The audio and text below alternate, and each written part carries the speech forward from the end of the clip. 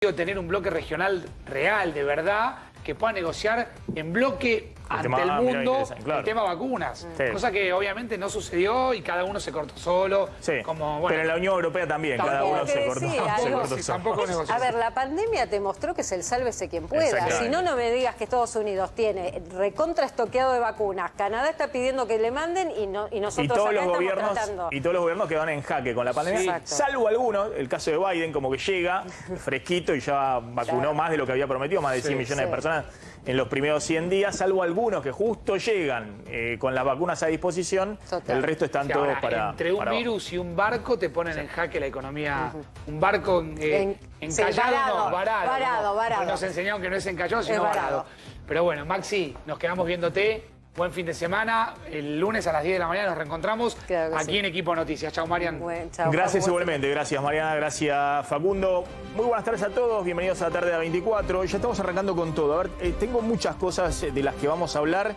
Acá veo en agenda, tenemos varios temas económicos para el bolsillo porque hay muchas novedades. Justo estamos llegando al fin de mes y caducan algunos de los beneficios que había por la pandemia, así que atención que hay muchas novedades para el tema de bolsillo, aumento de tarifas de servicios públicos ahora a partir de abril. Bueno, tenemos mucha información respecto a eso y ya vamos a estar comentando cuáles son las nuevas medidas que veníamos anticipando y que se confirmaron ahora ya en el boletín oficial, que empiezan a partir de las 0 horas de mañana, medidas fuertes, restrictivas, que no son solamente la suspensión de vuelos a Brasil, a Chile y a México, sino que es toda una batería de medidas para tratar de evitar el ingreso masivo de las nuevas cepas a la Argentina. Ahora vamos a ver qué está pasando con los casos y demás.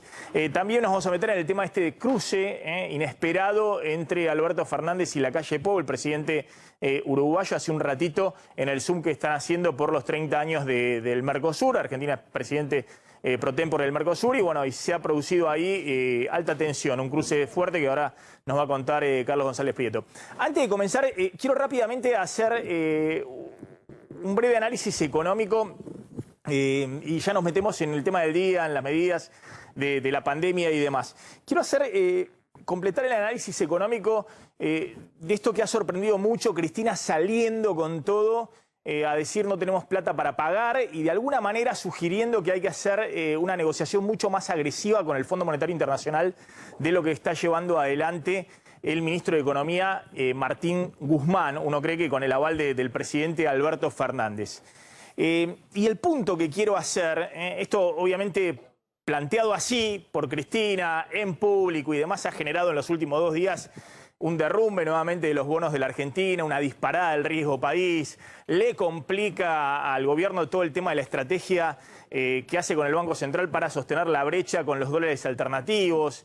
Y de hecho, ayer no casualmente, lo habíamos mostrado, salió rápidamente un comunicado del FMI a pedido del gobierno argentino, a pedido de Guzmán, en el cual aclaraba que se está negociando todo este tiempo y está bien encaminado un acuerdo a 10 años, un programa de facilidades extendidas a 10 años y no se está discutiendo la tasa de interés que cobra el FMI por esos programas.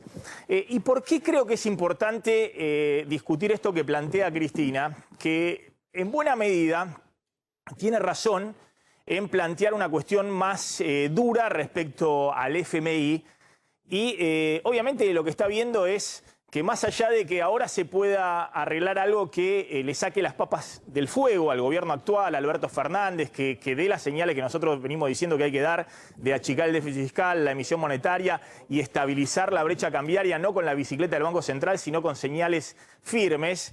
Está claro que Cristina también está imaginando una construcción de poder político que va más allá del 2023. Y sin duda, lo que se está negociando hoy deja muy condicionado al próximo gobierno. Y esto es más complejo si encima Cristina imagina un próximo gobierno mucho más kirchnerizado de lo que es hasta ahora el gobierno de Alberto Fernández. Si Cristina imagina en un futuro un Kicillof o alguien muy cercana a ella conduciendo los destinos del país. Y digo esto porque ahora lo van a ver, insisto, la negociación que está llevando Guzmán lo que plantea es que la Argentina se va a ir normalizando y va a ir tendiendo hacia el año 2024, 2025 a ser un país normal al cual se le abren nuevamente los capitales, el mercado de capitales internacional y puede refinanciar gran parte de sus deudas para ir pagando los intereses. Es decir, que Argentina aspira, este es el planteo de Guzmán y del FMI, la negociación que se está llevando adelante, que en algún momento de la gestión del próximo gobierno, bueno, ya después de 4 años de casi no pagar servicios de la deuda, se empiecen a pagar fuertes servicios de la deuda, básicamente los intereses, y se refinancie el capital, con la idea de que la Argentina va a normalizar su relación con el mundo y va a bajar fuertemente su riesgo país. Pero fíjense, y acá está el punto, me parece que es muy fácil de entender con los números, y le vamos a poner números, de por qué esto que plantea Guzmán, por ahí peca de optimismo, porque lo que está planteando, primero se saca un problema de encima, está buscando ver cómo sale a flote el gobierno de Alberto Fernández, pero hacia adelante, para el próximo gobierno, deja una situación muy condicionada. De hecho, el próximo gobierno tendría que bajar el riesgo país para poder refinanciar gran parte de los vencimientos de deuda de una manera mucho más importante de lo que lo ha hecho cualquier gobierno en las últimas 2 décadas, incluido el gobierno anterior, el de Mauricio Macri. Es decir, que es un gobierno que tendría que dar más señales de la que dio Macri a los mercados para tratar de derrumbar el riesgo país y refinanciar parte de la deuda.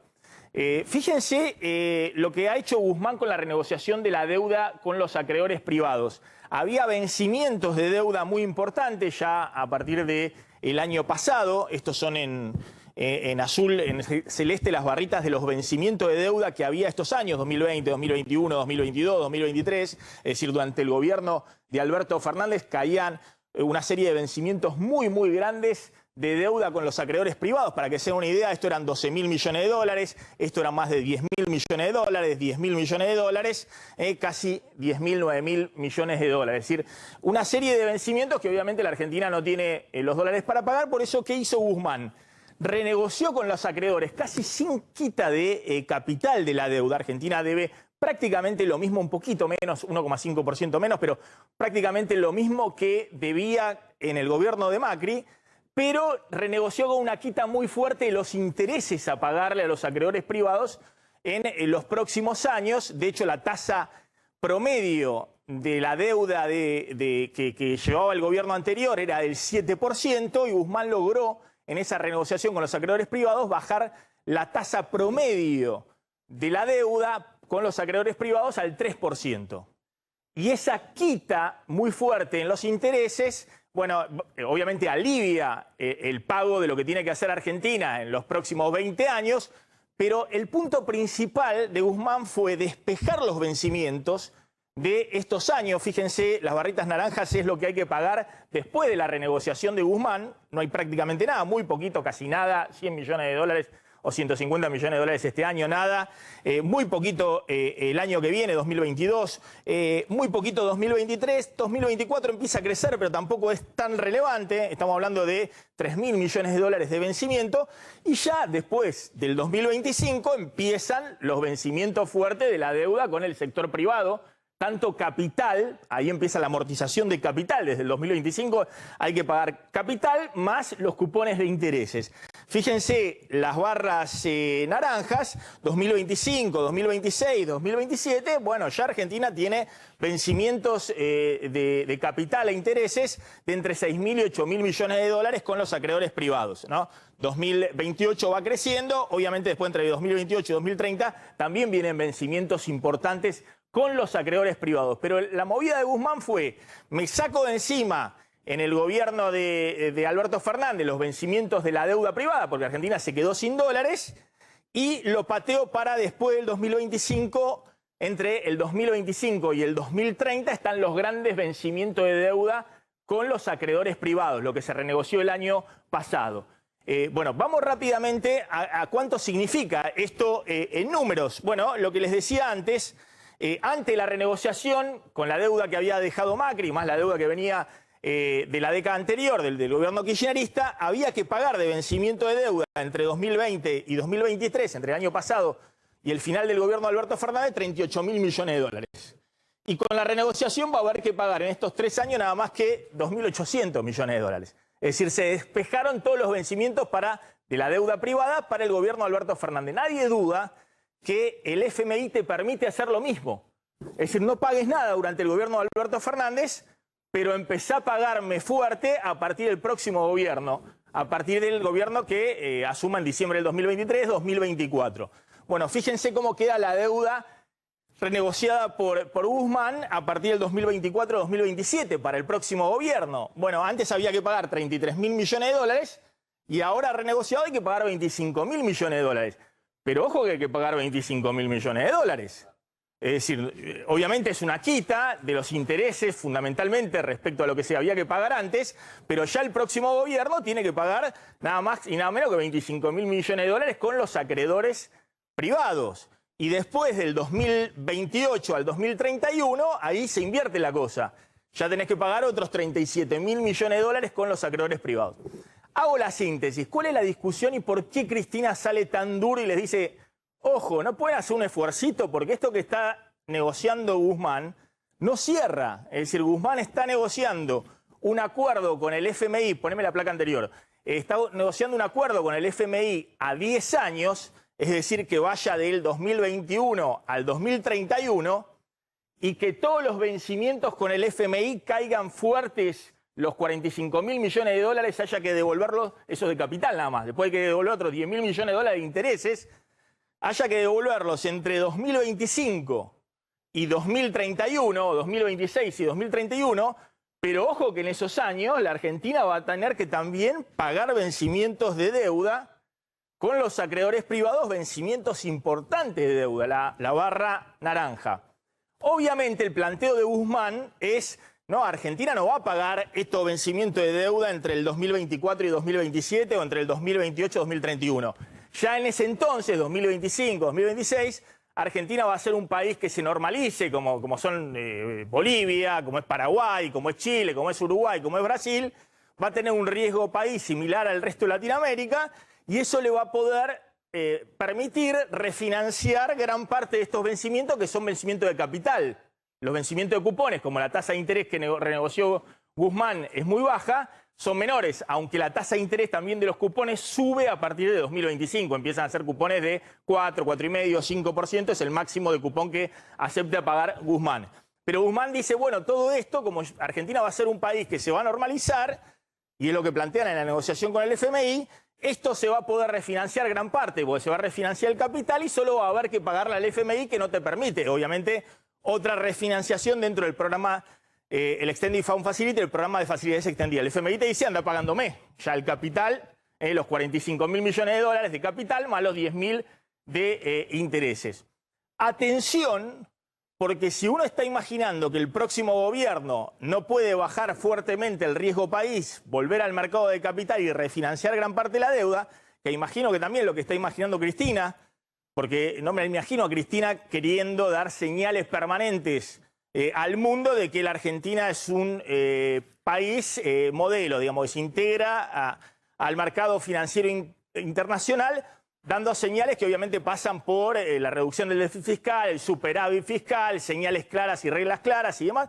Está en todo su derecho. Es decir, nadie quiere tener, si uno tiene una cierta ideología de un lado o del otro, quieren hacer su gobierno con esa ideología o con esa orientación.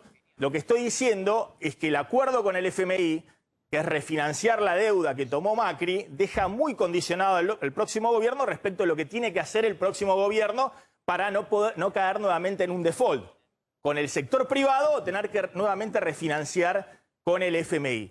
Bueno, si a estos vencimientos de deuda, la barra naranja de 25.000 millones de dólares en la etapa final del próximo gobierno y de otros 37.000 millones de dólares entre 2028 y 2031, le sumamos lo del FMI, veamos lo que es los vencimientos con el FMI, claramente Argentina necesitaría patear para más adelante lo del FMI, que no sea un programa a 10 años, sino que sea un programa a 20 años, para que la carga de lo que empezás a pagarle al FMI a partir de 2025 no sean 7.800 millones de dólares por año solo de capital, más los intereses, sino que sea la mitad o menos de la mitad.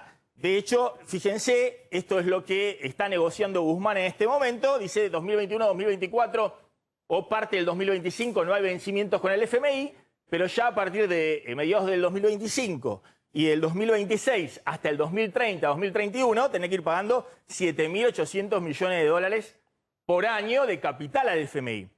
Y la otra discusión grande con el FMI es bajar la tasa de interés, que el FMI ayer dijo no se está negociando una reducción de la tasa de interés. El FMI le cobra hoy a la Argentina, ayer lo ratificó, 4,5% anual de tasa de interés en dólares. Que era una tasa de interés que estaba por debajo de la tasa de interés que había tomado la deuda Macri en el gobierno anterior, que era una tasa de interés promedio del 7% anual en dólares. Pero 4,5% anual en dólares es una tasa de interés que está por arriba de la tasa de interés promedio que paga la Argentina de la deuda renegociada, que es 3%. Ese 1,5% solo de tasa de interés adicional en el capital de la deuda, lo que le debemos al FMI, si la Argentina lograra bajar 1,5 puntos la tasa de interés que le tiene que pagar al fondo, son 10.000 millones de dólares, menos.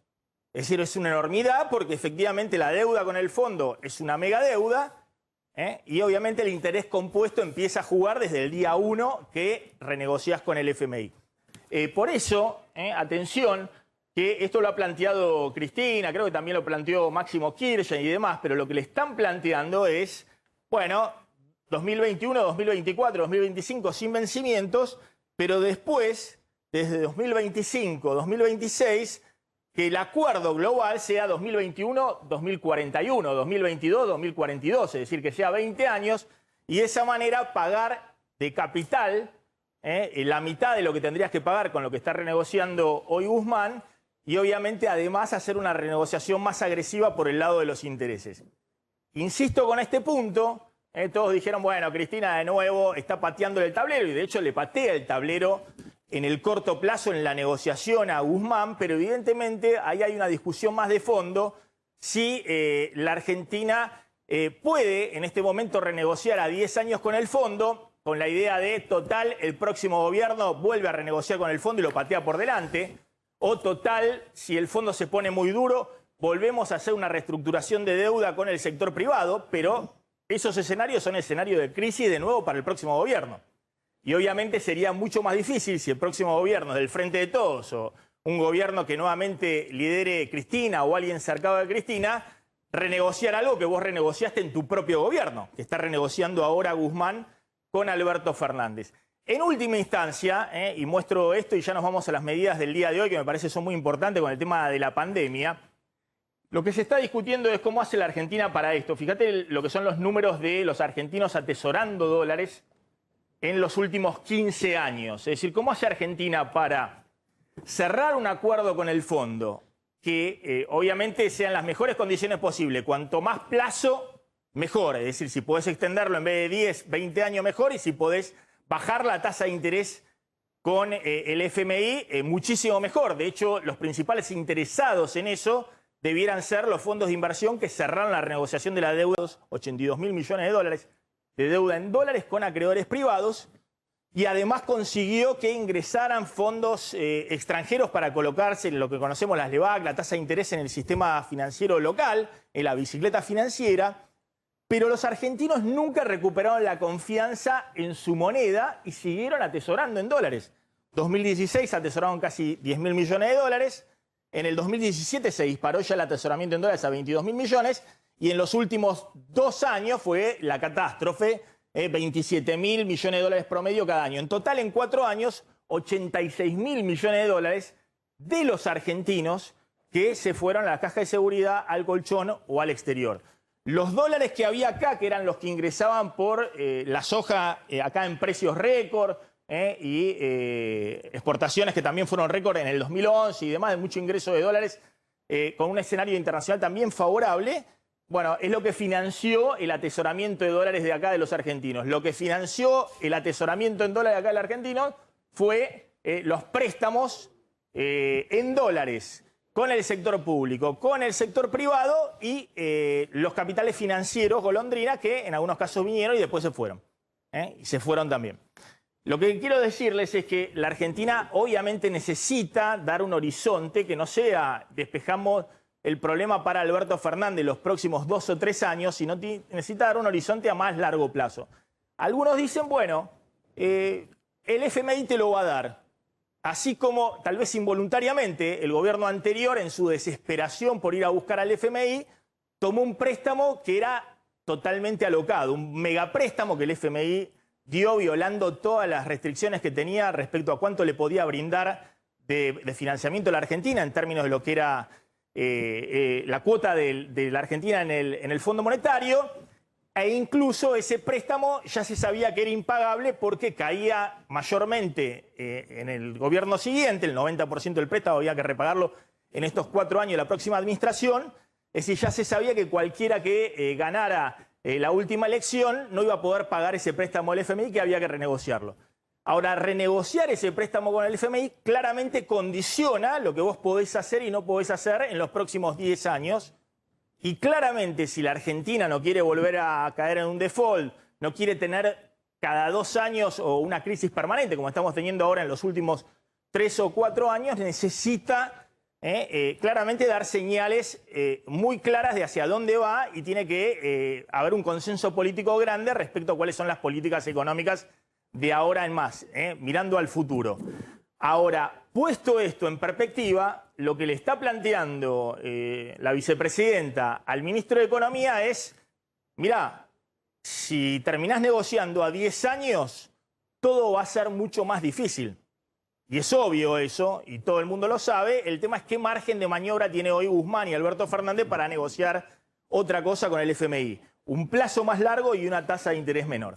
Bueno, nos metemos en los temas del día, porque atención que están las nuevas medidas que se anunciaron ayer y que en gran medida habíamos anticipado. Vení, Damián, contame esas medidas que se tomaron su tiempo en decidirse, más de una semana después de la cadena nacional de Alberto Fernández, pero de alguna manera uno tiene la impresión de que buscan frenar por lo menos el ingreso legal de argentinos al país, de los que regresan, los que viajan al exterior y regresan al país. Son, Maxi, 2 grupos de medidas. Por un lado de control y otro de restricciones. Control, testeos.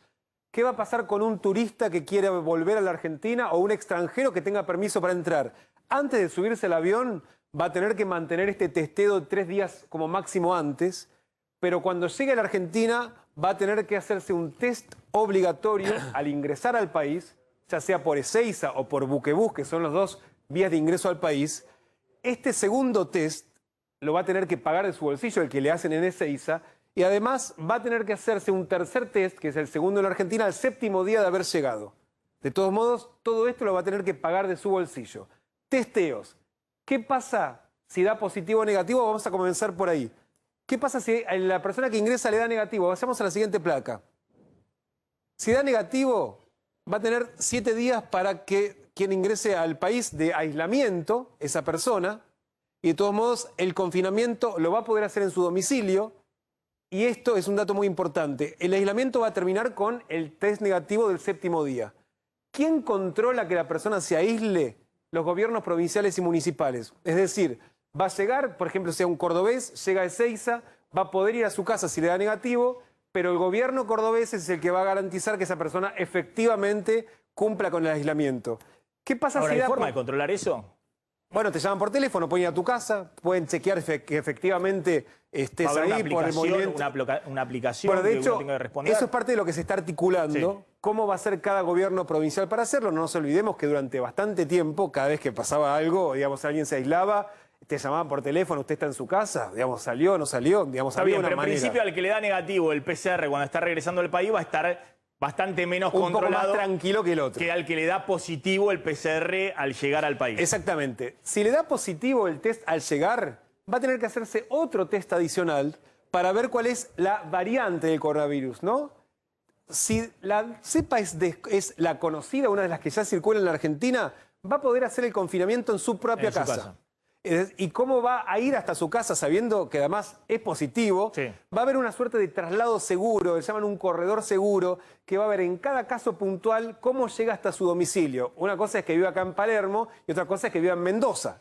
Por lo tanto, ahí va a haber un acuerdo entre los gobiernos provinciales, el pasajero y el gobierno nacional para que esa persona llegue en forma segura y no siga contagiando. Digamos, ahora hablamos del costo, ¿no? Pero digamos que es sensato porque te hacen un test, si vos estás positivo, eso te ayuda, digamos, no tener que ir a tu casa y encima después estar pidiendo el test y demás. Y te trasladan de alguna manera al domicilio y bueno, ahí se hará el seguimiento en el domicilio apelando a la responsabilidad de la persona que no salga y demás porque le dio positivo el test. ¿Cuánto cuesta entre el test para determinar la variante del virus y bueno, después tenés que pagarte también el traslado, que lo mismo lo ibas a tener que pagar. A tu casa te ibas a tener que pagar el traslado, obviamente. A ver, hoy en Ezeiza, el que ingresa al país, le cobran 6.000 pesos para hacerse el test, pero el gobierno de la ciudad le cobra entre 2.000 y 2.500 para aquel extranjero que quiere volver al país y no pudo hacerse el test de PCR antes de subir al avión. Ese es el costo. Así que entre 2.000 y 6.000 pesos va a ser el costo de cada uno de estos test. Es como ahora, digamos. Exactamente. No cambia. Ahora, ¿qué pasa si cuando le da positivo en Ezeiza o en Buquebus al ingresar se determina que es una de las nuevas variantes? La nueva cepa, la cepa Manaus, por la de ejemplo. Manaus o la británica o la sudafricana. Sí. En ese caso va a ir a un centro de aislamiento que puede ser un hotel o puede ser un centro de salud, o por ejemplo, un centro de aislamiento como en su momento estaba, no sé, Tecnópolis. Se van a acondicionar lugares para precisamente este aislamiento obligatorio que va a ser lo más cercano posible al lugar de arribo, Buquebus o el aeropuerto de Ezeiza.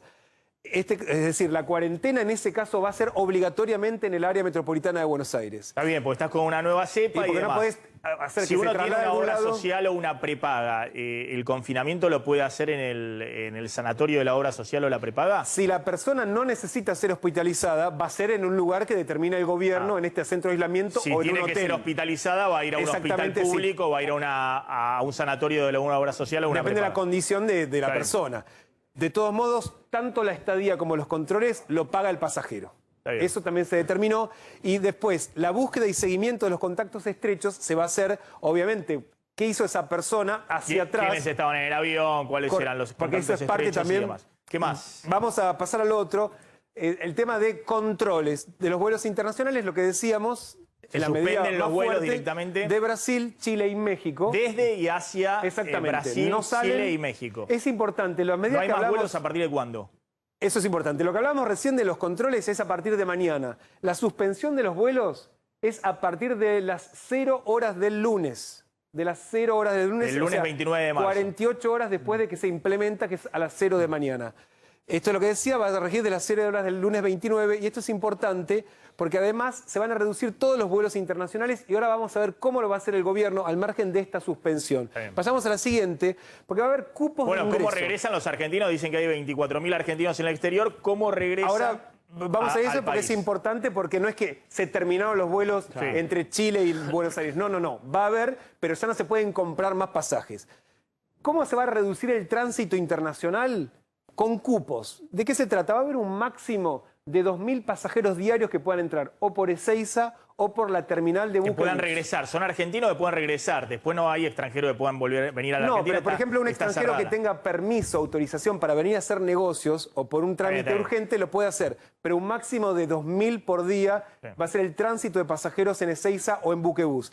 Y de todos modos, ese límite, lo que anuncia el gobierno es que lo van a ir reduciendo paulatinamente. Es decir, que van a seguir reduciendo la cantidad de vuelos que, por ejemplo, unen a Buenos Aires con Miami o con Madrid. O con cualquier país donde la semana que viene siguen los vuelos, por ejemplo, a Miami o a Madrid. Exactamente. No sé cuántos hay, pero si alguien se quiere ir a Miami o a Madrid, puede hacerlo. Va a poder, lo que tiene que saber es que cuando vuelva vienen todas las medidas estas que estamos contando. Exactamente. Y tiene que saber que como se van a seguir reduciendo los vuelos, es probable que no tenga vuelo para volver cuando esa persona creía.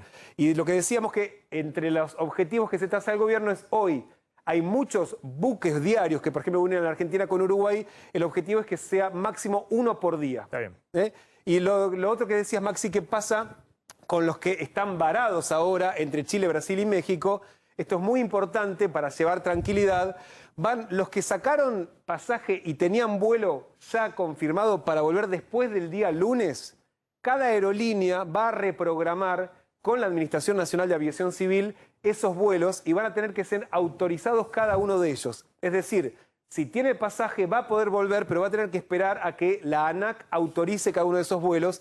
Y esto es solo para los pasajeros que ya salieron del país. Es decir, que no les van a garantizar a los que todavía no salieron si esta opción de regresar al país la van a poder Estamos tener. hablando de los que pueden viajar, no van a poder viajar a Chile, a Brasil o a México porque están Claro, eso no van a poder. los vuelos, pero si alguien quiere viajar a Miami, por ejemplo, no va a tener garantizado cuándo va a poder volver. Claro, incluso de hecho, como decían en las agencias de viaje, esto es algo que ya está como declaración jurada para evitar juicios y demás. En las declaraciones juradas, cuando uno sale del país desde el año pasado, que figura en la declaración jurada, donde se dice, ojo que el país puede cerrar sus fronteras en cualquier momento y yo asumo que declaro bajo mi responsabilidad facilitarme los medios de regreso al país. Eso no se había firmado, obviamente, en marzo del año pasado, cuando había una gran cantidad de argentinos en el exterior y tuvieron que volver con muchas dificultades en medio de la pandemia. Y por otro lado, una medida adicional que se anuncia en la decisión administrativa del jefe de gabinete de hoy, con los viajes de egresados. ¿Qué pasa con los que ya tienen planificado un viaje de egresados al exterior, que no sea ni a Brasil, ni a Chile, ni a México, por supuesto? Hoy, en este momento, están todos suspendidos. Están todos suspendidos. Sí, es obvio. Eso es... ¿Por qué? Sí. No, no es tan obvio, porque si se iban, por ejemplo, a ir Era increíble. Bueno, ¿Cómo se puede entender? Pero no, pueden irse Que se a vaya un Colombia, contingente de 100 a México y vuelvan 60 con COVID. No se puede entender. Bueno, está bien. Pero si vos ya lo tenías organizado y lo habías reprogramado... Pero los viajes egresados acá también... No, estos son los que están por salir. Pero perdón, ¿internos también están suspendidos? No, esto solamente... Si te querés ir a Córdoba, te querés ir a Salta, te querés ir sin problema. No hay problema, bueno. Después, lo que sí... Tienen que hacer una nueva propuesta de un protocolo sanitario para desplazarse y lo que van a hacer es certificar la validez del laboratorio donde hacen el PCR antes de ingresar al país. Está bien, pero bien egresados, esa cosa en la Argentina. Está discutiendo a ver si suspendíamos o no los viajes egresados. Yo no sabía que había, yéndose de asientos a México, había que egresado o a Brasil. Es una cosa insólita. Otro punto más. Insólita, pasamos de un extremo al otro. 2.800 kilómetros de frontera que hay con Brasil y Paraguay, y ahí los gobernadores, tanto el gobernador de Misiones, fundamentalmente, que toca fuerte, están poniendo mucho foco porque es muy porosa la frontera. Sí, es muy porosa. 2.800 kilómetros. Pero está bien, pero eso va a ser difícil que lo puedan controlar porque si no hubiesen terminado con el contrabando, el tráfico de drogas y demás. Pero si se puede controlar ahora, vamos a ver si funciona, lo pueden controlar con el ejército, gendarmería y demás, genial, porque si lo pueden hacer, después tenemos que discutir por qué no lo hicieron antes, para controlar otras cosas, no solamente el ingreso de personas que pueden venir infectadas con COVID. Está la doctora Alejandra Capozzo, que es inmunóloga, investigadora principal del CONICET. ¿Qué tal, doctora? Gracias por atendernos. Hola, ¿qué tal? Gracias a ustedes por comunicarse. Bueno, a ver, estas medidas, ¿cómo las está viendo? ¿Pueden tener algún efecto para frenar las nuevas cepas para que no circulen masivamente en la Argentina? ¿O esas cepas ya están circulando en la Argentina? No, yo creo que cuanto más restricciones haya, mejor. Me parece que son medidas acertadas porque los problemas vienen de afuera. Si hay casos locales, que creo que ya habían detectado alguno en Córdoba y demás, de las cepas nuevas, bueno, ya están, uno los va a tratar de contener, pero creo que es importante que no sigan ingresando, variantes nuevas del virus que se vayan generando. Así que me parece que está bien. Me parece que es el problema si siempre ha venido por los ingresos al país, ¿no? Así que cuanto uno restringe eso, lo controla, yo creo que es una medida muy acertada. Bueno, ¿cómo está viendo? Ahora vamos a mostrar un poquito los números efectivamente se ve un crecimiento de casos en Ciudad y Gran Buenos Aires, como es habitualmente la suba de esta montaña rusa o de estas olas, ¿no? Sí. Primero empieza en Ciudad y Gran Buenos Aires, después se va extendiendo a todo el país. Ahora, claro, nadie está poniendo en ningún modelo la variable de que si lo que empieza a viralizarse son las nuevas cepas o no. Sí, yo creo que, bueno, son variantes, no son estrictamente cepas. Las variantes nuevas son bastante más contagiosas, por lo cual es muy probable que cuando ingresa una variante más contagiosa se termine imponiendo, ¿no? Y al ser más contagiosa uno tiene más casos. Así que yo creo que sí, ya la segunda ola empezó, la veíamos venir, empezó rápido. Esperemos que con todas estas medidas se pueda... No creo que se termine frenando, pero sí tener algún tipo de control y que, bueno, lentamente también se vaya vacunando en la medida de lo posible y, bueno, volver a ponernos un poco en foco con todas las medidas de prevención que ya aprendimos, sobre todo ahora que va a empezar a hacer frío y la gente deja de ventilar, ¿no? Un punto importante, este virus está en los aerosoles, queda flotando en el aire, entonces ventilar, y ventilar no es abrir la ventana, ventilar es como si uno tuviese un mal olor en la casa y se tiene que ir, o sea, ventilar de esa manera, que el aire circule, mantener el lavado de manos, bueno, usar bien el barbijo, ya sabemos todas las medidas de distancia y demás que tenemos que cumplir, y que uno ve claramente que no es tan así. Uno entra a un negocio a hacer una compra, el negocio está cerrado, con el aire acondicionado prendido, todas las puertas cerradas, y tal vez entra una persona, pero atrás del mostrador hay 4, los barbijos no están o se mueven, bueno, todas esas cosas vamos a tener que reforzar. Que reforzarlo, claro. Sobre todo porque ahora vamos a contar, hay algo que todavía sorprende, pero que en cualquier momento puede cambiar, que es, hay un crecimiento muy fuerte de casos en Uruguay, en Paraguay, en Chile, claro. Circulando las nuevas variantes sí. Ya en estos países. En la Argentina viene el crecimiento, pero viene más lento, la dinámica es mucho más lenta y eso está sorprendiendo, obviamente, salvo que tengamos una suerte extraordinaria, los expertos dicen que de esta no nos vamos a poder salvar si está ocurriendo todo alrededor, ¿no es así? No, yo creo que no. No, yo creo que definitivamente los casos van a aumentar. Está bien las medidas que están tomando, como para que por lo menos que no entre demasiado más que lo que ya tenemos. Y a partir de ahí nos quedan, ya te digo, las vacunas bien. Se van aplicando de a poco. La eficacia contra las variantes nuevas está siendo estudiada. Se sabe que contra la variante del Reino Unido funcionan prácticamente igual, contra las demás no se sabe mucho.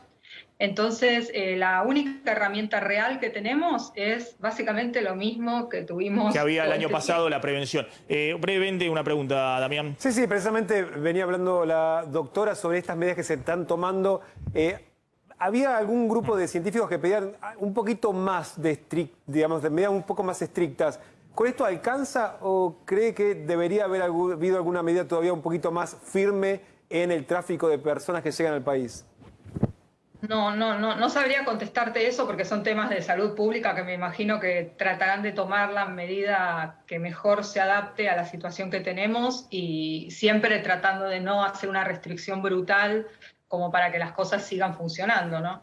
Así que no sé, yo creo que está muy bien esto que están haciendo de que cuando se encuentre un caso positivo, cuando entra al país, se busca que sepa es la que infectó a esa persona, o sea, se está planteando hacer un seguimiento por secuenciamiento de cada variante, de cada persona que vaya entrando al país. Eso sí es importante y no se estaba haciendo así tan organizados, o sea, se está haciendo, pero esto me parece que es bárbaro. Ahí eso es una buena idea, incluso el hecho de hacer 2 test cuando la persona llega, después otro más, me parece que esos son puntos importantes. Y después apelar siempre, bueno, a la responsabilidad de cada uno, ¿no? Que cuando está en la casa, más allá de quien te tiene que estar controlando, diciendo, bueno, vamos. Sí, el tema del barbijo, lo que conocemos siempre, digamos, ¿no? Sí, o de quedarte en tu casa si tenés un resultado positivo o si viniste de viaje, o sea, quedarte en tu casa y bueno, tranquilo, mala suerte, sí, no es divertido, pero estás ayudando a toda la comunidad también, ¿no?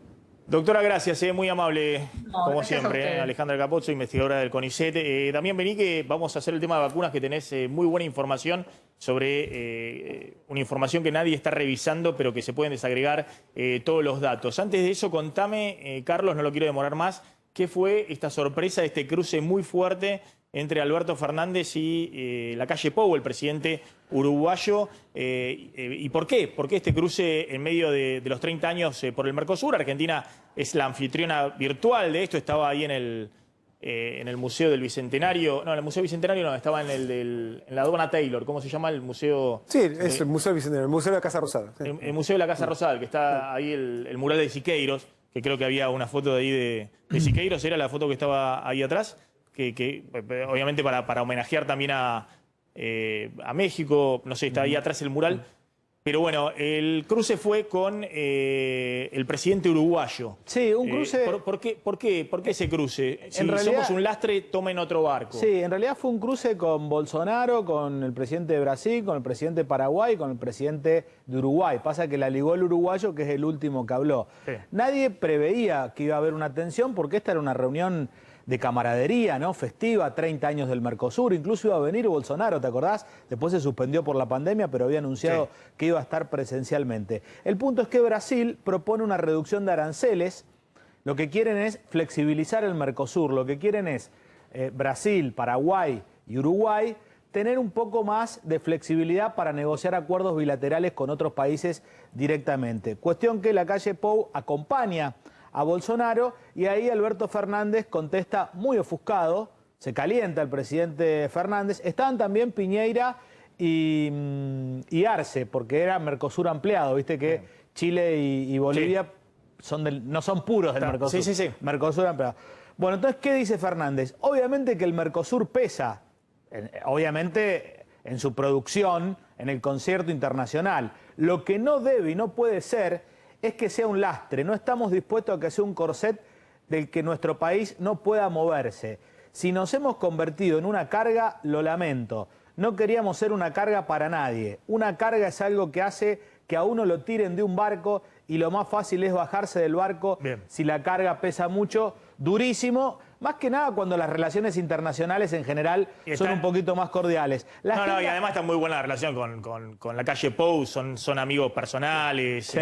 Los fue a visitar. Los fue a visitar, comieron un asado ahí en Colonia. Sí. Bueno, justamente con Bolsonaro, ahora me vas a contar, van a tener una bilateral, supongo que no se va a suspender, después de este Zoom con todos, ¿no? Sí, pero la sensación es que la agenda de Alberto es un poquito distinta a la agenda de los otros países, porque ¿qué planteó en la reunión? Mira, hacer un observatorio de calidad democrática, prevención de la violencia de género y cuestión del medio ambiente, un observatorio. Y los presidentes de los otros países lo que plantearon es debatir cuestiones arancelarias porque se sienten encorsetados en el Mercosur. Hace rato, Maxi, que Bolsonaro quiere ir hacia el libre comercio. Pasa que ahora Uruguay también, pero Uruguay por una cuestión estratégica, digamos, porque Uruguay verdaderamente es un país de 3 millones de personas que tiene un acuerdo de libre comercio con Estados Unidos y está buscando mucho más. Vamos a hablar con el doctor Darwin Acuña, que es presidente de la Sociedad Chilena de Terapia Intensiva. Me imagino que está ahí en Santiago. Venimos comentando que es sorprendente el caso de Chile, que está muy avanzado con la vacunación, creo que tiene más del 30% de la población vacunada, pero que también está en un momento muy especial porque hay un crecimiento de casos, lo hemos mostrado, no sé si tenemos hoy algún gráfico, muy acelerado, y eso ha llevado a que a partir de ayer esté nuevamente una situación teórica de confinamiento en gran parte del país. Doctor, gracias por atendernos como siempre. Bueno, ¿cuál es la situación en este momento para describirnos un poco el panorama? Hola, ¿qué tal? Buenas tardes, un gusto de saludarlo y gracias por el contacto.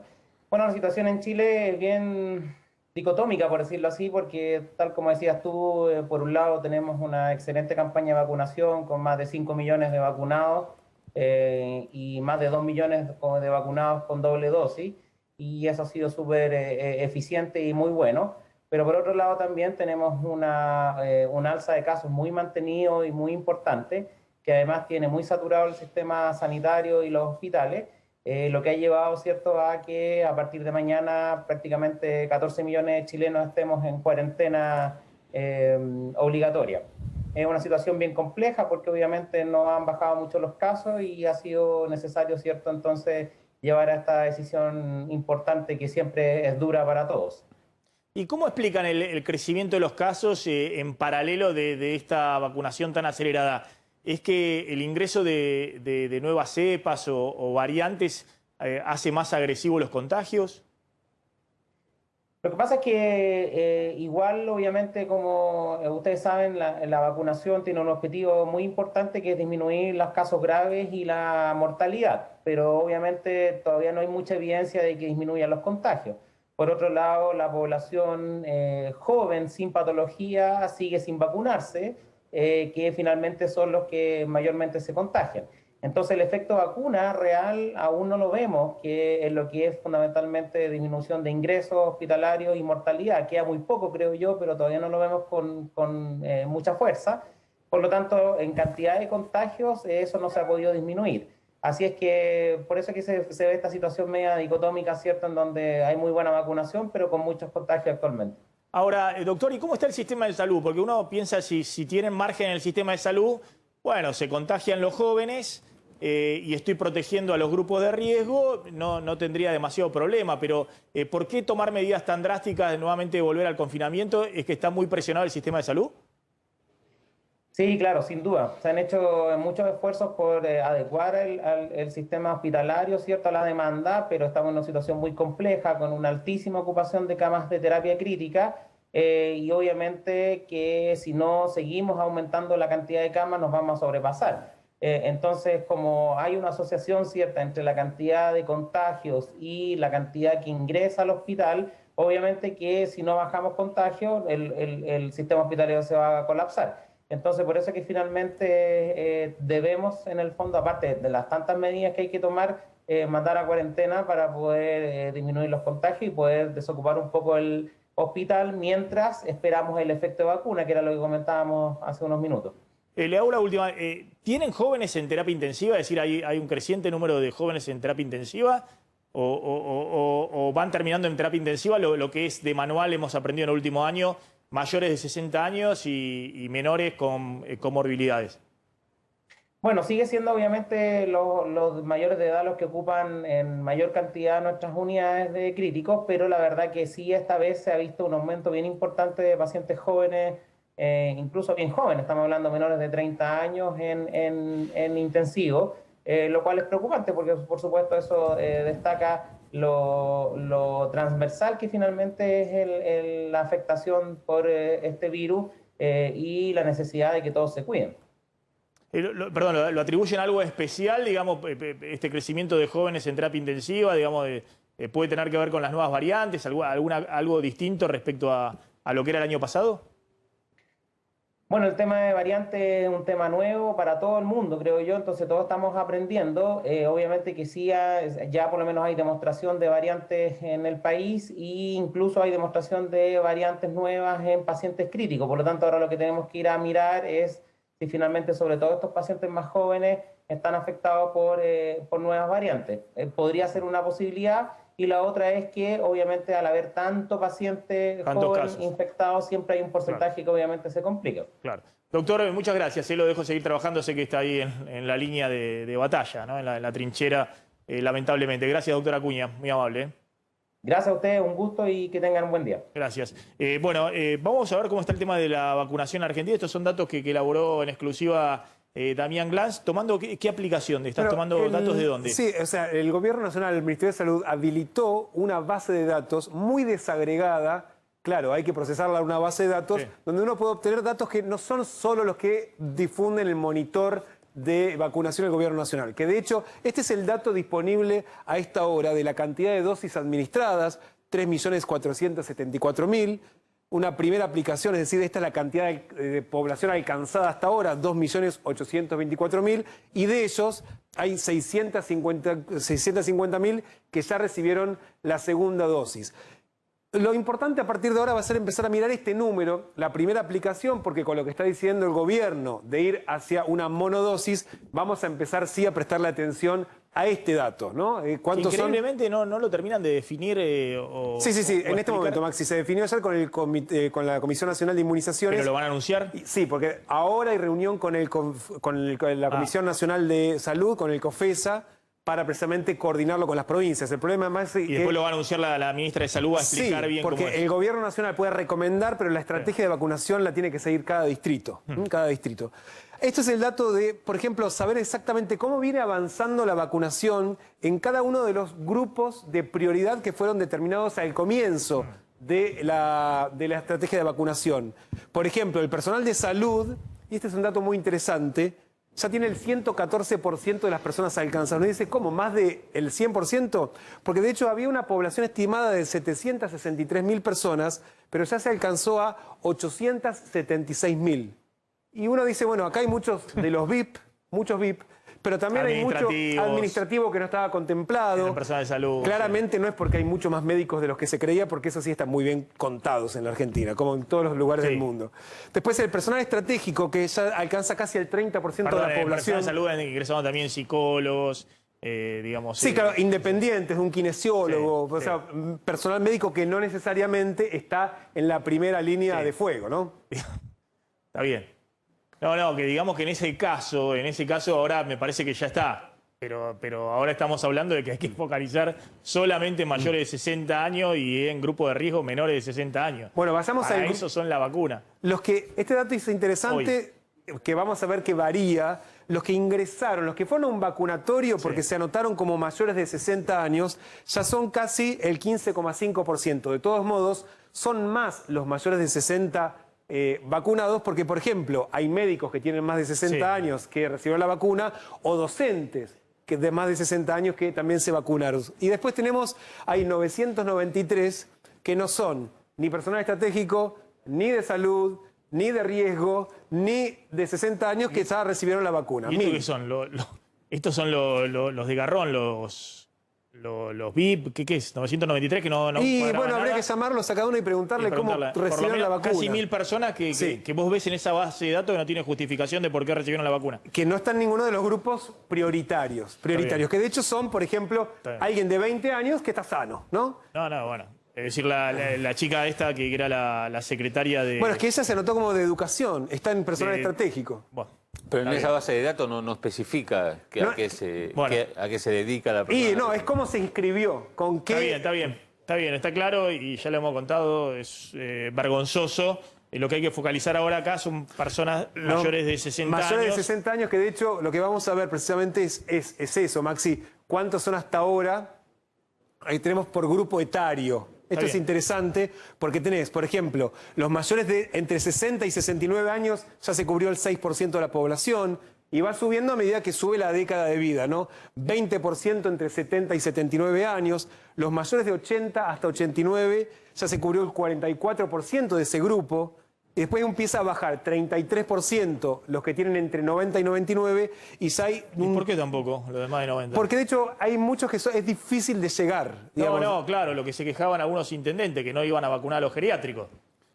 Por eso, que había muy poca vacunación y ahí hay que ir a vacunar. Es decir, no es que van a ir el tema, si no están institucionalizados, también es un tema de cómo hacer para que llegue la vacuna a la casa y muchas veces directamente los familiares no los inscriben y es parte del problema, ¿no? Volvió a la placa anterior. Lo que siempre cuenta Damián y me parece que es lo que hay que focalizar ahora es esto, ¿no? Más allá de que puede haber 1 o 2% adicional en los otros grupos colados, que recién tenés el 15% del total de mayores de 60 vacunados y tenés que tener el 100%, es decir, que te están faltando más de 6 millones de personas vacunar y solo tenés entre 18 y 59 años con riesgo, grupo de riesgo, solo el 3,4% vacunado. Acá te están faltando 5 millones y medio de personas vacunar. Engancho de esto y hablamos con el doctor Orduna, lo que está pasando con los últimos datos en las últimas 24 horas. Se ve bien claro de estos datos que siempre mostramos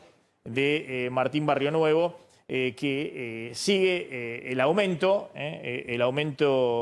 fundamentalmente localizado en provincia de Buenos Aires y en el Gran Buenos Aires y en la ciudad de Buenos Aires. Ayer en la ciudad de Buenos Aires hubo casi 1.400 casos. 1.400 casos. Está muy cerquita del pico que hubo en la ciudad de Buenos Aires en agosto del año pasado. Agosto llegamos a tener 1.500 casos, un poquito más en la ciudad de Buenos Aires. Ahora estamos en 1.400 casos. Ahí tenés, Maxi, también registros del feriado del miércoles. Por eso hay que... el dato de ayer, por eso es tan exagerado. Hay que ver el dato de hoy y después el promedio de la semana para ver efectivamente si eso es un dato que se consolida. De todas maneras, ahora voy a mostrar, hubo muy pocos testeos ayer, muy pocos testeos, con lo cual el dato debiera ser mayor que esto, porque ayer hubo muy pocos testeos.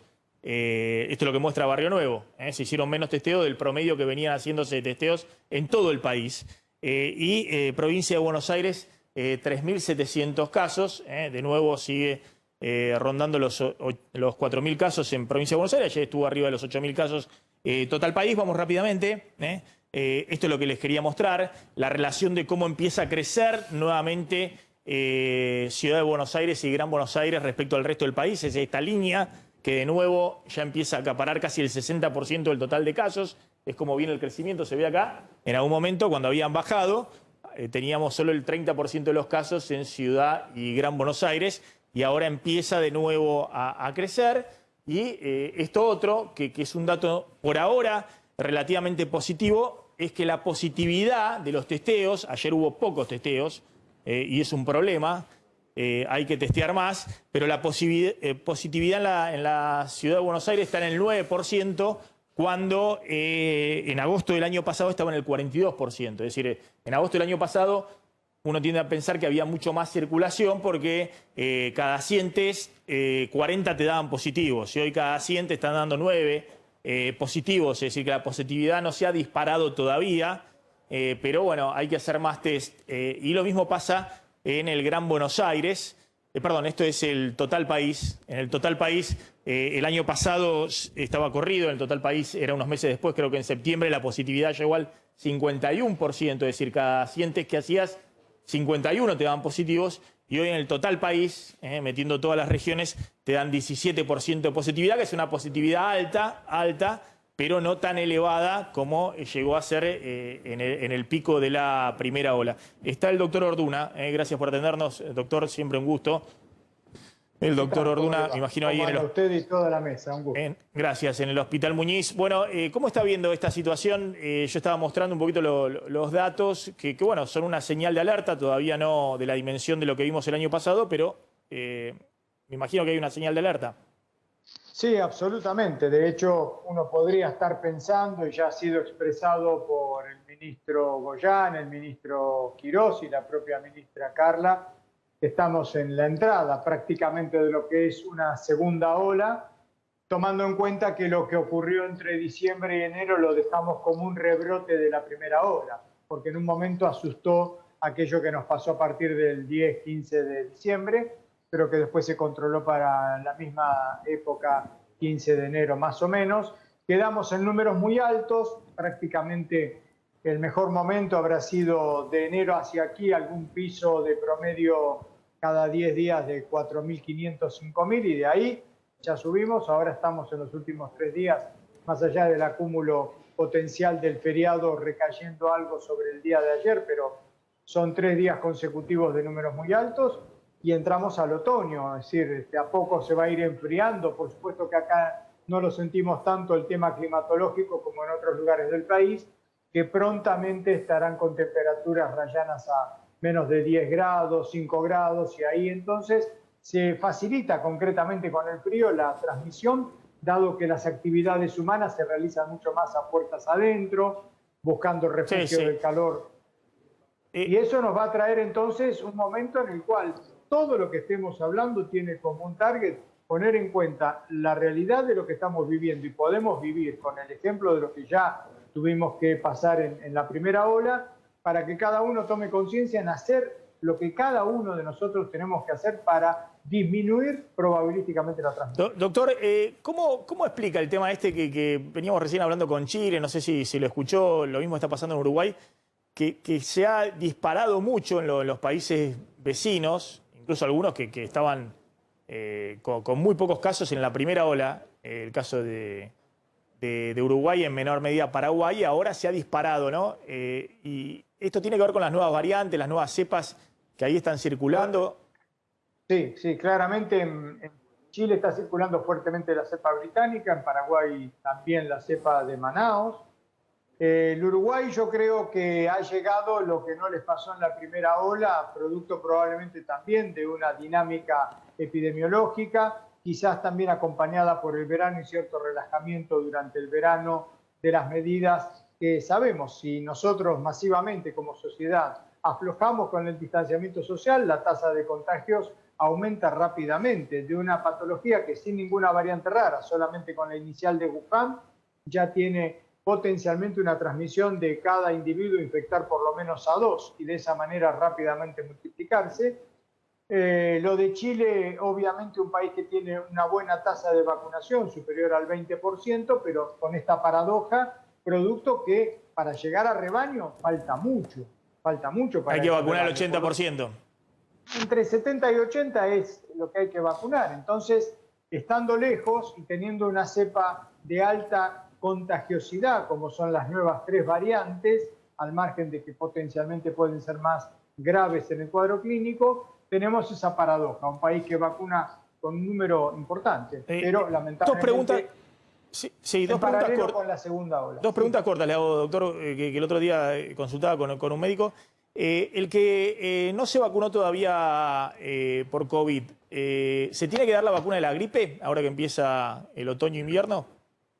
Para las personas de riesgo, fundamentalmente el grupo de mayores de 60, que ya está con una campaña poderosa que en base a lo que siga llegando de las diferentes factorías van a tener un target muy importante mayores de 60. Hoy, si ya están anotados, si están a las vísperas de días más, menos, alguna semana más, menos, sería mejor jerarquizar el turno para la vacuna de COVID y una vez que le den la primera dosis de COVID, ahí esperar 14 días para aplicarse la antigripal. 14 días separadas entre una y otra. Es decir, si se está en el grupo, que es aparte del grupo objetivo de vacunación para la gripe, mayores de 60 años, esperar primero la vacunación de COVID y después, 14 días después, se puede ya vacunar la gripe. Absolutamente, se puede y se debería como recomendación fuerte y siempre recorrer el calendario de vacunas para poner al día todas, pero particularmente en estos grupos también las de neumococo. La de neumococo, eso es para También, mayores de 60. Revisar calendario. ¿Esa está en el calendario? ¿Esa se dan...? Sí, para mayores de 65 son dos tipos diferentes. Una que termina con el número 13, otra termina con el número 23. Las dos secuencialmente deben ser aplicadas. Está bien. Exactamente. Pero después de aplicarse la de COVID. Siempre. COVID primero. Después gripe y después neumococo. Está bien. Y la otra pregunta le tiene que ver cómo está la situación ahí en el Muñiz, la sensación térmica, digamos, de pacientes. La sensación térmica es en las últimas 2 semanas lo que ustedes estaban mostrando del aumento, del incremento de casos en Cava, que también está en el Gran Buenos Aires, lo empezamos a sentir tranquilos de alguna manera, pero los porcentajes de ocupación tanto de salas de internación general como de terapia. Dentro de terapia, sabiendo que hoy día tenemos pacientes que no son COVID, también con una tasa importante, pero terapia llegamos el jueves pasado a tener un momento en que hasta que no se dio un alta de un paciente que pasó a una sala general, hubo un pequeño momento con todas las camas de terapia, 36 camas ocupadas, después se liberó y ahí empezó otra vez la dinámica. Estamos arriba del 80% promedio en los últimos días. Se va sintiendo porque lógicamente esto que vemos en números concretos fríos de incidencia, tarde o temprano se refleja en internaciones en terapia. Claro, claro. Y va a empezar de nuevo toda la complicación para conseguir camas de internación general y obviamente después, sí, mucho trabajo y con mucho cansancio como corresponde a todo un año en el que la comunidad está cansada y el equipo de salud en su totalidad. Son más de 12 meses continuamente teniendo que estar con todo lo que esto implica, no solo para los que trabajan con COVID directamente, sino que esto ha pegado casos. Claro. Me imagino, doctor, aparte se ha ampliado la capacidad del sistema, ¿no? Público y privado, pero los recursos humanos son lo mismo. Sí, absolutamente. Los recursos humanos son lo mismo que están hace un año trabajando a full. Sí, en algún momento se pudo contratar personal temporario, que sería la denominación, incluso en el sector público ha habido contratos de médicos, mucho personal de enfermería, kinesiólogos. Bien. Después vencieron algunos de esos contratos, habida cuenta que en diciembre no estaba la tasa de uso importante y finalizaban en diciembre.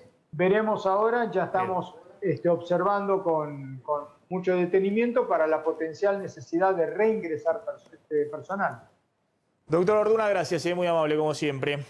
Que esté muy bien, buena tarde. Gracias. Ahora ya me voy con un móvil para ver cómo están los comerciantes ahí en los shoppings, ¿no? Los comerciantes textiles y de otros rubros, que obviamente lo que quieren es protocolo, todo lo que quieras, pero no se vuelve a cerrar porque recién están recuperando un poquito de ventas. Decime rápido qué pasa con los créditos, que vence la refinanciación de créditos. Claro, lo habíamos adelantado, termina la posibilidad de patear hacia el final del crédito la cuota que algún deudor no pudo pagar. A partir del año pasado se había justamente puesto este beneficio de que si alguna persona tenía un crédito, cualquier crédito, sea UVA, personal, hipotecario, prendario, no pudiera pagar una cuota, bueno, esa cuota pasaba hacia el final del crédito. Bueno, esto tenía un vencimiento, fin de mes, y ayer el Banco Central oficialmente dijo que se termina justamente esta posibilidad. Es un tema importante, Maxi, porque aquí habíamos contado, 1 de cada 4 cuotas que se pagan todos los meses la gente usó esta posibilidad. O sea, ¿qué quiere decir esto? Que si se termina el beneficio, hay mucha gente que va a tener que empezar a pagar esas cuotas. Por eso mismo el Banco Central ayer dijo que durante los próximos 2 meses da un beneficio digamos más suave, pero que es muy importante porque le da tiempo de 2 meses para al deudor negociar una reprogramación con los bancos. O sea, un deudor. Hay mucha gente que el crédito no le vence ahora, le vence dentro de 1 año, 2, 3. No hay problema por ahora con eso. Hay mucha gente que tiene el vencimiento ya mismo. Esa gente tiene 2 meses para negociar con el banco, digamos, hacer un plan de cuotas, y durante esos 2 meses no se le puede contar morosidad. Bien.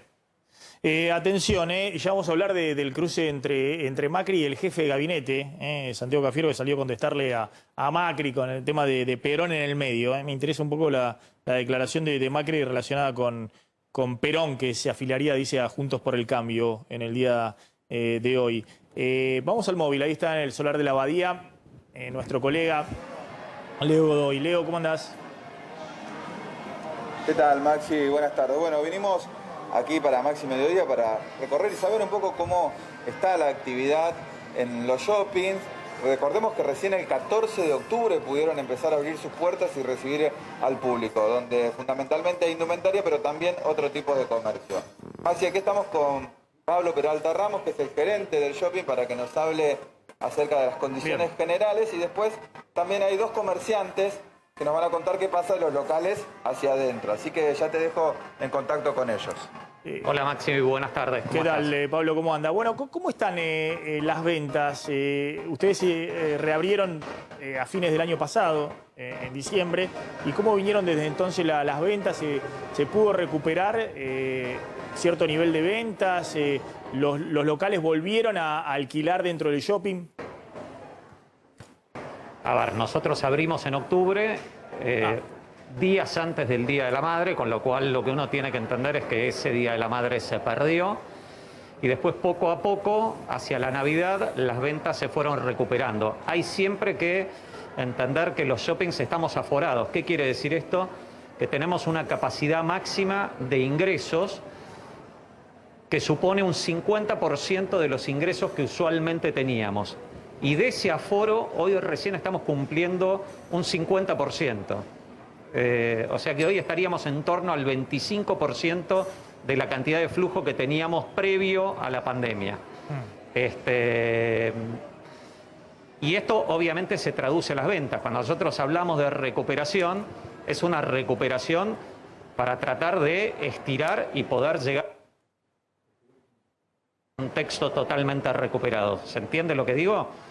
Sí, lo que dice es para poder cubrir costos fijos y poder seguir en el negocio, digamos. Eso es lo que está permitiendo esta apertura, pero todavía lo que ustedes aspiran es que en algún momento, bueno, haya la posibilidad de que vaya más gente a los shoppings. Exactamente, digo, a lo que aspiramos es a que vuelva a la normalidad. En el contexto actual privilegiamos el entorno seguro. Estamos cumpliendo con con todo el protocolo sanitario que nos impuso el gobierno de la ciudad, y cada local a su vez cumple con su protocolo interno de mascarillas, aforo interno para cada local, y en ese contexto nos vamos desenvolviendo. ¿Qué pasa? El consumo se ha ido... ¿Se ha ido recuperando el consumo? ¿En los shoppings están cerrados los patios de comida o ya los habilitaron? No, están abiertos. Lo que ocurre es que muchos de los comerciantes de patio de comida no han podido abrir. O sea, uno de los rubros más complicados de esta pandemia ha sido propiamente la gastronomía.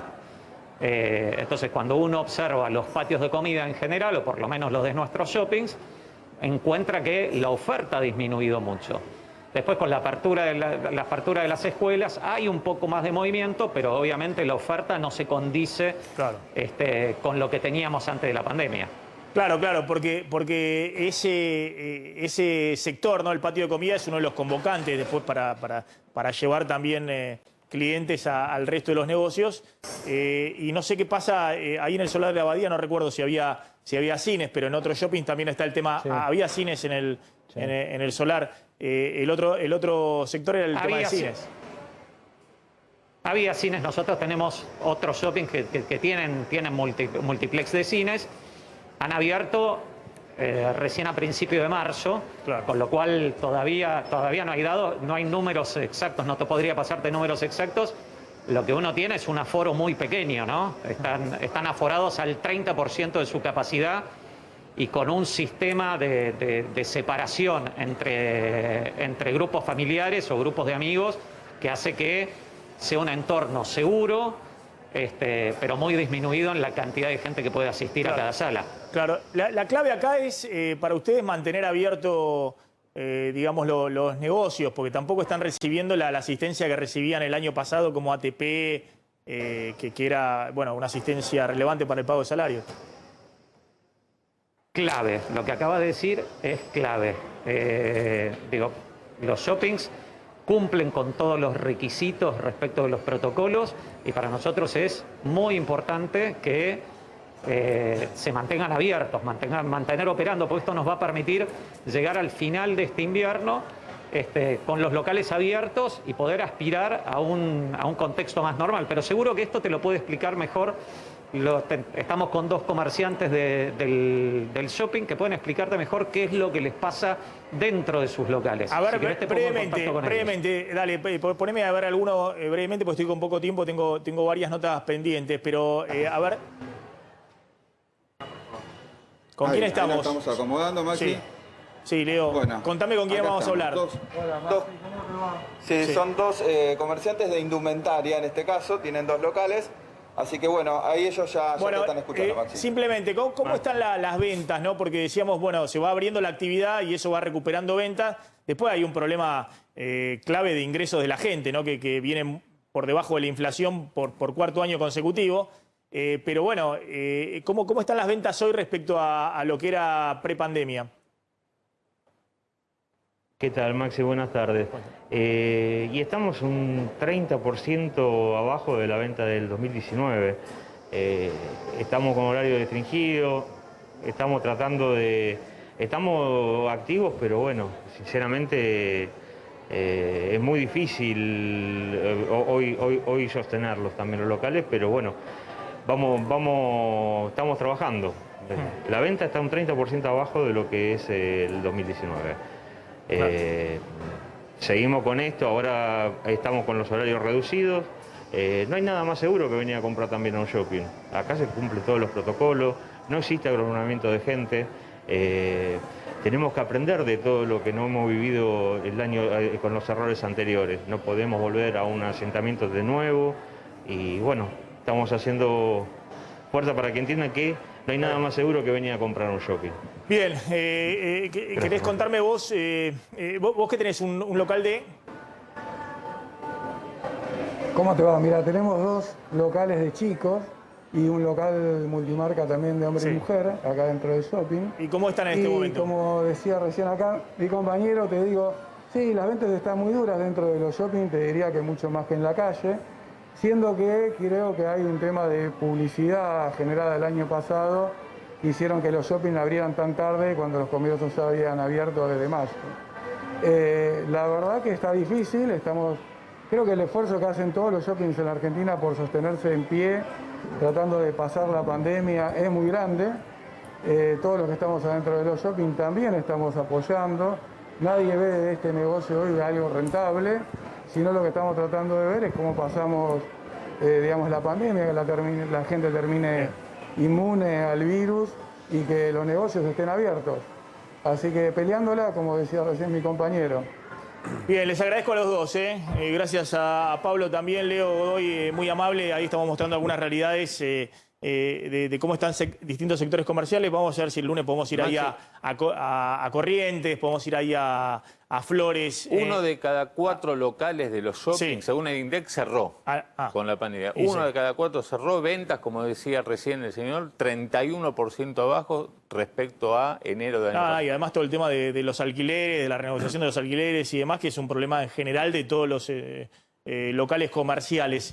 Último momento, Damián. Sí, Maxi, porque en la reunión del COFESA, del Consejo Federal de Salud, se confirmó lo que veníamos anticipando. La ministra de Salud, Carla Bisotti, le recomendó a las provincias diferir 12 semanas la primera de la segunda dosis de las vacunas de AstraZeneca y de Sinopharm, y además, con la recomendación de ayer de la ANMAT, van a priorizar a los mayores de 60 y también a los menores de 60 con factores de riesgo. Ahora va a haber un documento de todos los ministros de salud de las provincias precisamente respaldando esta medida, con lo cual muchos de los que hasta ahora venían recibiendo esa vacuna, como los docentes, van a quedar a un costado y se van a privilegiar entonces a los mayores de 60 y a los menores con factores de riesgo. Bueno, ahí está. Van a aplicar una dosis. En el caso de la AstraZeneca ya se sabía, digamos, gente que habían vacunado acá en la ciudad, el papelito decía a los 21 días o a los 3 meses. 3 meses, ¿no? Claro, 12 semanas. Sí. En el caso de la de Sinopharm, atención que la novedad es que se puede aplicar a mayores de 60, entonces en vez de aplicarle a docentes, seguir la vacunación con docentes o con otro tipo de personas menores de 60 años, pues no se podía usar hasta ahora, van a ir al grupo que hay que ir ahora, que es el mayor de 60 años. Contame, Macri, hablando de Perón, están todos discutiendo dónde se afiliaría Perón si viviera, ¿no? Sí. Me parece que lo sacaría todo. Bueno, a ver, ¿qué dijo Macri? Estuvo con tu ex compañero de trabajo, con tu amigo, con Jorge Lanata, ayer en Radio Mitre, y textualmente... Mirá vos. No sabía. Bueno, dale. Si volviese Perón, hoy se anotarían Juntos por el Cambio, dijo Macri, y encendió la polémica, ¿no? Un Macri que está subido arriba del ring y al que le sienta bien, dicen sus allegados, estar permanentemente toreándose con el gobierno. El que levantó el guante por el lado del gobierno, Maxi, es Santiago Cafiero. Dijo Cafiero: que se diga peronista es un absurdo total, porque es el mismo que dijo que el problema de la Argentina eran 70 años de peronistas. Ahora, más allá de esta dialéctica, de esta pelea, lo cierto es que terminan siendo tremendamente funcionales, tanto el gobierno a Macri como Macri al gobierno. El gobierno porque lo elige a Macri, porque ve en Macri un adversario que tiene un techo de votos por lo que fue su última gestión. Y Macri, que se siente bárbaro porque se siente en escena, porque detesta que lo quieran jubilar. Vos sabés que la calentura más grande de Mauricio Macri con Rogelio Frigerio, con Emilio Monzó, con Martín Lustó, es que lo traten de jubilado de la política. Él quiere estar en escena, quiere seguir participando, quiere meter diputados en las próximas listas y se siente muy cómodo toreándose con el gobierno. Déjame decir algo simplemente. Me parece que Macri en el año electoral, diciendo si volviese Perón hoy se anotarían Juntos por el Cambio, más allá de la frase literal, me parece que en un año electoral Macri entiende, por lo menos lo entienden todo lo que están alrededor de él, lo entiende Vidal, lo entiende... Larreta, sobre todo, que uno puede contar el historial con Menem, con Palito Ortega, con Massa y su construcción política, además de lo que están Diego Santilli. Hace falta que cuente un poco el currículum político de Diego Santilli, más allá de Emilio Monzó, Frigerio y todos los demás, que también puedo contar el currículum. Pero es claro que vos, si querés hacer una construcción política, no para hacer un 40%, una buena elección, sino para construir... No, necesitas un voto que es filo peronista o peronista, que puede estar en el medio y que en algún momento votó a Cristina, después lo votó a Macri y después se le fue a Macri en la última elección, cuando parte de ese sector del medio se fue en la construcción política que hizo Cristina con Alberto Fernández, con Massa y con el resto. Entonces, lo que le viene diciendo a Macri, lo dijo acá Lustó el otro día, vos no podés armar un partido político que quiera, podés hacer lo que quieras, pero si después querés hacer una construcción para el 2023, no solamente para esta elección de medio término, después no podés hacer una construcción política antiperonista. No, claro. Es decir, y hay sectores Juntos por el Cambio, sobre todo en los extremos, que en su deseo de buscar, no sé, no darle espacio a los libertarios y demás, que está en todo su derecho a hacer una construcción más antiperonista y demás, le recomiendan, bueno, seguir con el discurso antiperonista. Entonces, me parece que Macri, en ese sentido, está mostrando también cierto baño de realidad, más allá de que esta frase pueda parecer absurda, digamos, que uno dice la frase esta, llama la atención cuál ha sido el discurso de Macri en el último año, diciendo que exactamente que los problemas de la Argentina son los últimos 70 años de peronismo. Ahora, esto que estás diciendo genera tensión también en Juntos por el Cambio, porque hay líneas peronistas. A ver, acordate que hace 15, 20 días Pichetto presentó una línea. Claro, con Latorre estaba Eduardo Duhalde, estaba Ramón Puerta, había 1.200 personas cantando la marchita peronista. Ahora, ¿qué pasa con la coalición cívica? ¿Qué dijo Carrió y les advirtió? No quiero en una PASO, en las listas peronistas, porque se me dan vuelta después de la elección. Bueno. Y ese es un tema a resolver. Es decir, si Carrió no quiere peronistas porque dice que se le dan vuelta y después votan con el gobierno... Bueno, es una cuestión que tendrá que resolver. Pero la construcción de Macri que lo llevó al poder fue una construcción amplia. De hecho, su principal aliado en el sindicalismo era Moyano, que venía de los negocios de Manliva en la ciudad de Buenos Aires.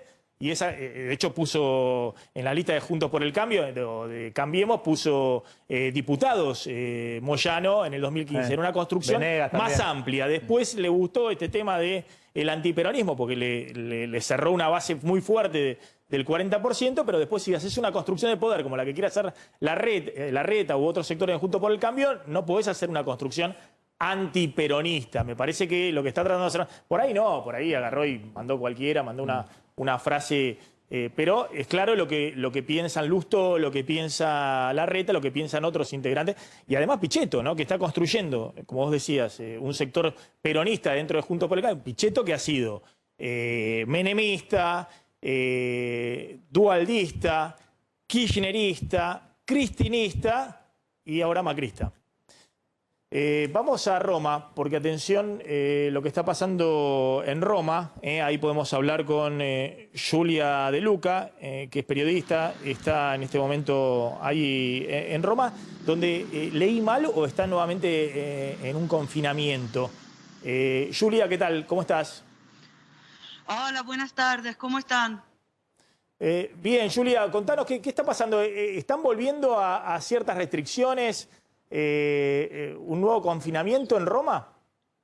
Volvimos hace 2 semanas, tuvimos 2 semanas de encierro, sería zona roja, le dicen acá, o sea que está todo cerrado, pero sí se puede salir para ir a trabajar, para razones de salud y para alguna urgencia que se pueda aprobar. Ahora, pero como ven, yo ahora me encuentro en una avenida, digamos, en una calle bastante grande y claramente pasa una ambulancia. Y la gente está caminando, trata de salir aunque sea a dar una vuelta. Pero casi todas las tiendas, excepción hecha por los almacenes y los géneros de, digamos, primera necesidad, siguen cerradas. Probablemente abran de vuelta el lunes, cuando vamos a volver desde rojo a naranja. Y entonces eso podría significar tanto reabrir algunas actividades como que reabran las escuelas, aunque sea hasta Pascua. Y Giulia, ¿por qué fue necesario volver a este confinamiento? ¿Habían crecido nuevamente mucho los casos? Sí, estaban creciendo de vuelta y además, como todavía no había un plan de vacunación, todo seguía muy lento. Y a razón de eso decidieron a nivel, digamos, de precaución, volver a cerrar todo para por lo menos 2 semanas. ¿Cómo está ahora la vacunación? Lentas. Vamos con más o menos el 5% de la población vacunada. Todavía mucha gente no recibió la segunda dosis y sobre todo hay escasez de las vacunas.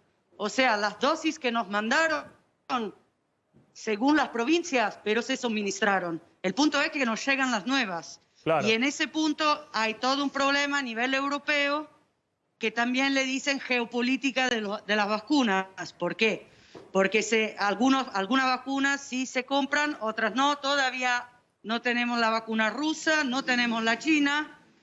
Seguimos con Pfizer, Moderna, AstraZeneca, que igual se suspendió para 4 días y eso provocó también muchas renuncias a esa vacunación, y BioNTech. Claro, en su momento habían hecho una suspensión ahí en Italia de la aplicación de la AstraZeneca por el tema de las trombosis y ahora están nuevamente vacunando con AstraZeneca. Sí, en varios países de Europa en realidad se suspendió, pero los casos, aunque sean graves claramente, fueron como aproximadamente 10 en una cantidad de personas más o menos de 10 millones. vacunadas con AstraZeneca. Pero bueno, tuvo que hacer un estudio, la agencia de los remedios, digamos, del fármaco, la que se le dice la agencia del fármaco, dijo que sí se puede vacunar con AstraZeneca, entonces se retomaron las vacunaciones también con AstraZeneca. Yo misma le reservé la vacuna a mi mamá, se la van a dar en mayo y va a ser AstraZeneca. Perfecto. Julia, te agradezco mucho por este informe desde Roma. Entonces nos estabas confirmando 2 semanas de confinamiento. El lunes van a pasar una nueva fase y también vienen bastante demorados con las vacunas, ¿no? 5% de la población. Bueno, tiene el problema, Maxi, que tiene todo el mundo. Compran vacunas y no se las entregan. Y de hecho, el tema lo tienen especialmente con AstraZeneca, que es de los que más está incumpliendo con Europa, ¿no? Viste que la India ahora también prohibió ayer a última hora la exportación de vacunas, estas 500.000 que estaban esperando acá, porque bueno, no tienen para ellos. Se las van a quedar en la India. Vamos a Stuttgart, a Alemania, que también ha sorprendido mucho. Angela Merkel había dicho que iba a haber un encierro justo para Pascuas y después se tuvo que desdecir porque se dio cuenta que no había mucho espacio para eso. Bueno, ¿cómo está la situación ahora en Alemania? Ahí está nuestro colega Luciano Pasquale. Luciano, gracias por ofrecernos este informe. ¿Cómo está la situación en este momento en Alemania? Hola Maxi, ¿cómo estás? Antes que nada, muy buen día para vos, para toda tu teleaudiencia. Así es, como vos bien decías, Alemania está pasando una semana desde lo político como nunca había pasado en la historia del país. Primero, ¿por qué? Porque el lunes Alemania, Angela Merkel, se reunió con los 16 gobernadores para llevar a cabo un plan de paralizar el país literalmente.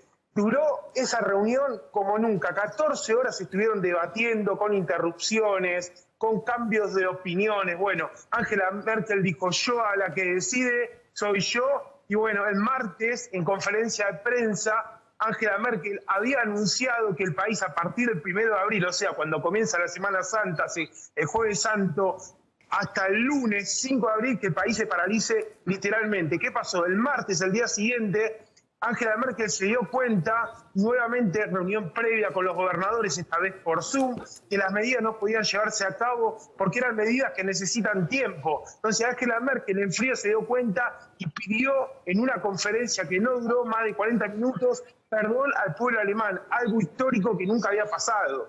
Eso es una cosa que nunca había pasado. Por eso Alemania está viviendo una semana histórica desde lo político, así que todo sigue como hasta ahora, con una cuarentena que se empezó allá por noviembre del 2020, o sea, los negocios de los rubros esenciales siguen abiertos, los shops siguen abiertos con protocolos, lo que no está abierto, que todos sabemos, son los teatros, los cines, los gimnasios, todo eso va a seguir cerrado, tiene para rato, así que bueno, Alemania está viviendo una semana muy delicada desde lo político, y más allá de eso que ¿Y la gastronomía, los restaurantes, los cafés, los bares? Porque ahí se ve bastante gente atrás tuyo.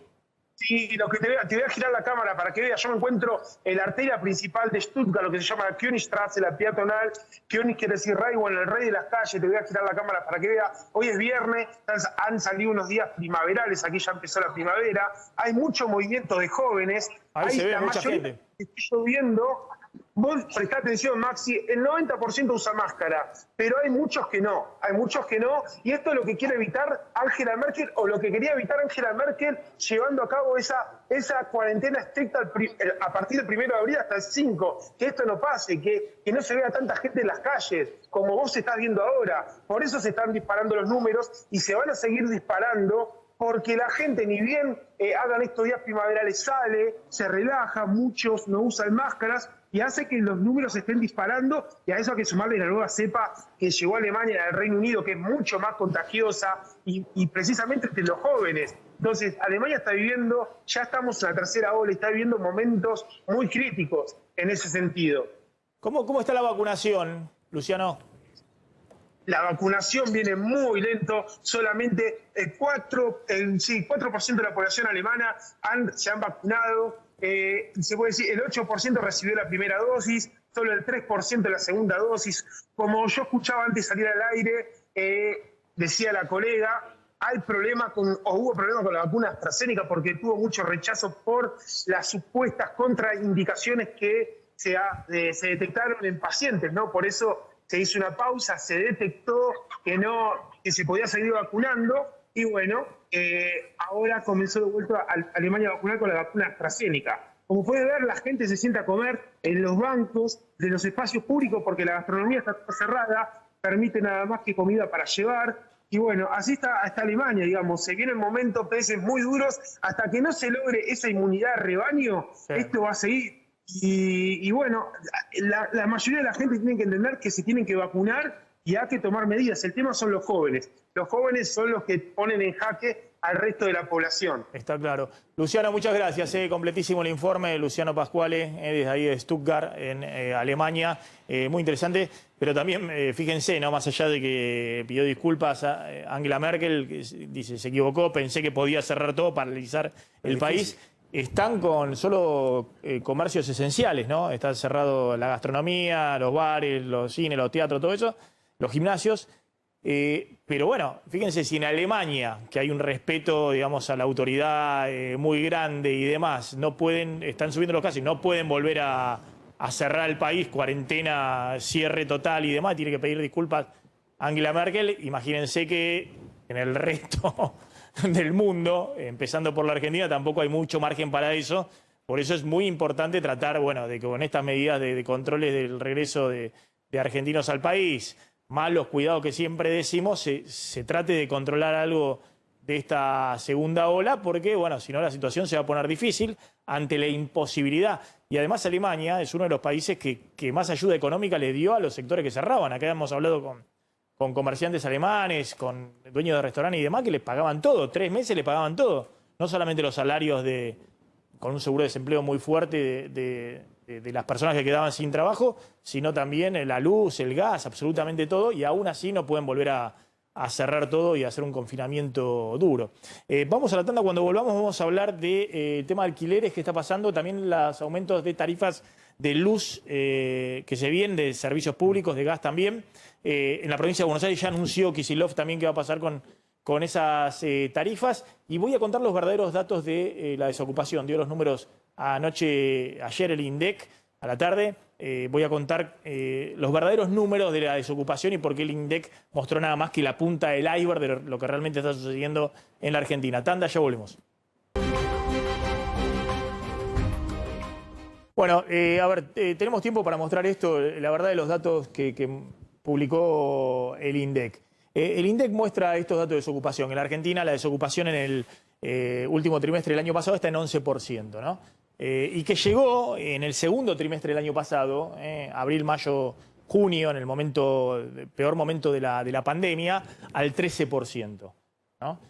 Nosotros ya contábamos que esos datos no muestran la realidad de lo que ha ocurrido, porque no es que la desocupación hoy está en el 11% y fíjense, en el cuarto trimestre del 2019, que es como hay que comparar, cuarto trimestre del 2020 respecto a cuarto trimestre del 2019 estaban en 9%, es decir, 2 puntos nada más subió la desocupación.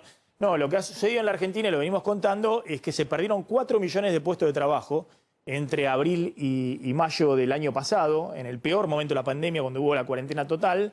4 millones de puestos de trabajo, la gran mayoría cuentapropistas y una gran parte también informales, y de esos se ha recuperado alrededor de 3 millones de puestos de trabajo. Es decir, que todavía quedan casi 1 millón de puestos de trabajo sin recuperar. ¿Por qué el INDEC no registra esto? Bueno, porque la forma de considerar a los desocupados que hace el INDEC es no solamente los que no tienen empleo, sino los que no tienen empleo y lo buscan activamente. El encuestador le pregunta, ¿usted tiene empleo o no? No tengo empleo. En esa condición había el año pasado, entre mayo, abril, mayo, junio, había 4 millones de personas más de lo que había a principio de año.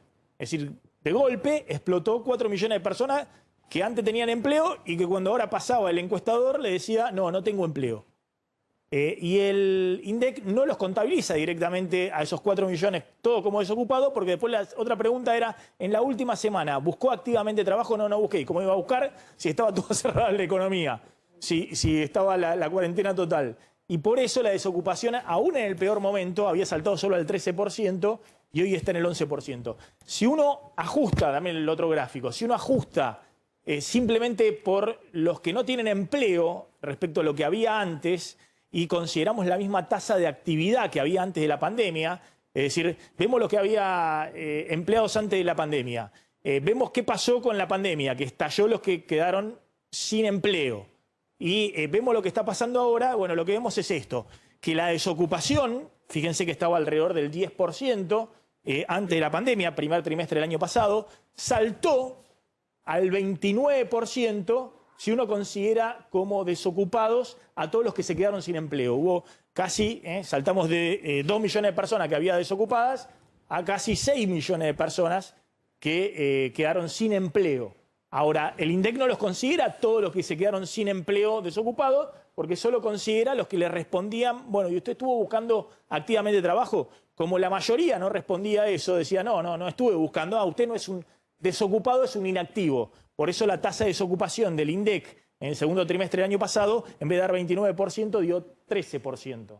¿Se entiende? Bueno, ¿qué pasa ahora? Se ha recuperado la tasa de empleo, es decir, se contrata más gente, pero todavía falta casi 1 millón de personas contratar. Hoy la gente que no tiene empleo son 2.950.000 personas.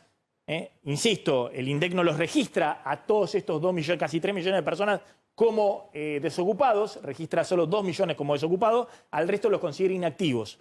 Porque le sigue preguntando, bueno, ¿buscó activamente empleo en la última semana? Y obviamente, último trimestre del año pasado, todavía, digamos, sin muchas posibilidades de empleo, la pandemia y demás. Bueno, si nosotros ajustamos, la desocupación hoy estaría en 15% y no 11%, como mide el INDEC. En síntesis, de los 4 millones de puestos de trabajo que se perdieron en el peor momento de la pandemia y la cuarentena el año pasado, abril y mayo, se recuperaron 3 millones. 3 millones. Y todavía faltan entre 900.000 y 1 millón de empleos para tener el nivel de empleo que tenía esta economía antes de la pandemia. Visto de otra manera, antes de la pandemia teníamos 2 millones de personas que no tenían empleo y hoy hay casi 3 millones de personas que no tienen empleo. Si bien no todas estas son consideradas desocupados para el INDEC, porque hay 1 millón de personas que le dice al INDEC, no tengo empleo, me quedé sin empleo durante la pandemia, pero no lo busco activamente. A usted entonces no es desocupado, es inactivo. Estamos en una situación muy delicada, la desocupación real ajustada estaría en el orden del 15%, todavía hay que crear 1 millón de puestos de trabajo más, casi 1 millón de puestos de trabajo más hay que crear en esta economía para volver al nivel prepandemia, para lo que había en el primer trimestre de 2020 en términos de nivel de empleo. Es decir, hay una situación muy, muy dramática, sin contar los que tienen empleo pero trabajan menos de lo que querrían, que son los llamados subocupados, que son otros 3 millones de personas. Es decir, hay 3 millones de personas que se quedaron sin empleo y no tienen empleo, y hay 3 millones de personas que tienen empleo pero son llamados subocupados, trabajan menos de lo que quisieran para tener un nivel de ingreso mínimo. Es decir, que hay un problema laboral en la Argentina de 6 millones de personas, un problema muy, muy dramático que solo se puede resolver con crecimiento económico. Tenemos que hacerlo en una línea. Dame el datito y lo desarrollamos el lunes. El tema esto de que hay fondos de inversión extranjeros que están llegando para ver qué compran en la Argentina y está todo muy barato. Claro, se remontan al 2001 para encontrar activos tan baratos, ¿no? Sí. Es que si vos ves lo que ganabas hace un año en dólares en tu casa y lo comparás con lo que ganás hoy en dólares, te das cuenta que estamos muy baratos. No sé si tenemos la plaquita por ahí, pero hay ya cartas que están circulando. ¿Qué quieren comprar? ¿Fondos extranjeros que quieren comprar? Fondos extranjeros que lo que quieren activos reales. Es activos reales, no entrar en bonos, en acciones, no. Y fundamentalmente el sector competitivo, el campo. Sí, correcto. De los agronegocios y también todo lo que tiene que ver con el sector petrolero. Todo lo vinculado a la extracción en vaca muerta. Hay muchas empresas de repente que son prestadoras de servicios de grandes multinacionales. Este es el caso de un fondo árabe que, bueno, que se comunica con operadores locales y empiezan las negociaciones. ¿A vos te sorprendió que haya algunos capitales de países árabes que quieran ingresar y comprar en el sector agropecuario. Sí, te sorprende antiguo. y no, porque si vos analizás que estamos tan baratos como país, Sí. y bueno, hay que estar mucho más en el fondo del pozo como para estar tan mal. Y en términos comparativos, empresas que en otro lugar del mundo valen muchísimo más, tienen perspectivas en negocios como puede ser el petrolero o el negocio agropecuario, que más allá de todo va a seguir funcionando. Pasa que en medio de tantas malas noticias como que llama la atención esto, Sí. ¿no? Sí, la única duda que tiene el que entra es si no estaremos peor en el futuro, digamos, la duda básica, para entrar en un negocio en la Argentina. Rápidamente, aumento de tarifas en la provincia de Buenos Aires confirmado por Kicillof. Bueno, tenemos eso y también definiciones Dale, del gobierno sí. sobre los próximos aumentos aquí en la ciudad de Buenos Aires. En la provincia de Buenos Aires dijo Kicillof 7% de aumento en la provincia de Buenos Aires a partir del 1 de abril. En la ciudad de Buenos Aires y conurbano, el gobierno ya definió que habrá aumentos semestrales. La semana que viene se van a realizar las audiencias públicas. ¿De cuánto? Y dijo el subsecretario de Energía Eléctrica que los aumentos, el primer aumento del año va a ser de entre el 5 al 15%. En ese rango va a estar el primer aumento en la ciudad de Buenos Aires y el conurbano. Pasando en limpio, aumento desde abril en la provincia de Buenos Aires del 7% de la luz y en ciudad y conurbano entre el 5 y el 15% en los próximos meses. Vamos volando la tanda. En YPF siguen poniendo la energía en donde importa porque acompaña a los y las argentinas y trabajadores de la educación también en la vuelta a clases. Claro, porque si sos personal educativo y pagás con la app YPF accedes a un 15% de descuento en combustible, servicio de escaneo gratis en boxes o, atención con esto, un café con leche y una medialuna gratis en las tiendas Full. Tanda, ya volvemos.